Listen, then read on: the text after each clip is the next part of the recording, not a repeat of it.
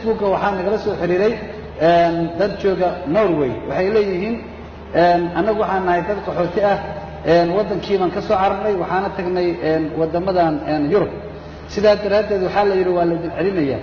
oo waxba ma la siinayo sababtoo ah dawladdiini ayaa ogolaatay in dadkaasi la soo celiyo maadaama dalkii meel badan oo ka jira ay nabad ka taagan tahay waxay markii ka cabanayaan oo leeyihiin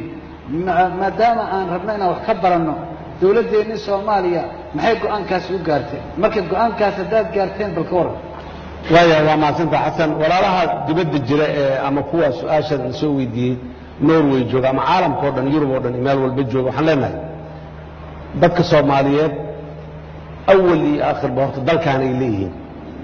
dalka kaliya adduunka ay ku leeyihiin waa dalka Soomaaliya la yiraahdo kii dalka inta tagay fursad helay muwaadin kale ka noqday xataa wali shibirka duula isqiis waa dhulka Soomaaliya dal u ah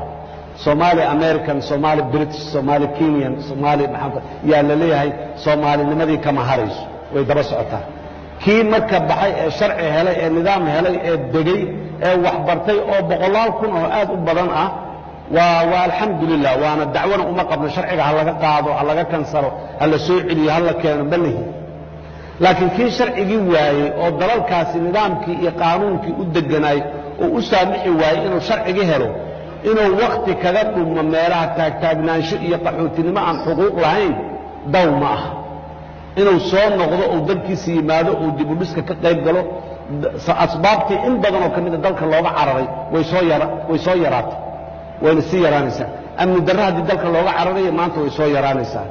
dhaqaale xumo haddii dalka looga cararay dee annagaa laga rabaa inaan shaqaysano oo aan dhaqaaleeyni soo kabno oo soo noolaano dadka Soomaaliyeed kuwa aan sharciga helin ama waayay oo si cad loogu sheegay inaan sharci helin in ay bil walba gacanta u horsanaato oo ay muxuu ay sadaqa ku noolaadaan ayagoo shaqo heleen waxbarasho heleen karaamo kale aan heleen ee iska joogaan muxuu ah Yurub daarada dheer iska dhex taagnaadaan micno badan uma laha kii sharci helay waa maadsan yahay garabkiisa Allah galo ha noolaado si fiican iyo sharaf iyo karaamaha kula noolaado dadku una noolyahay kii sharci waayay siyaasadda dawladda inuu soo noqdo waayo oo dalkan u yimaado waa madaxweyne su'aalaha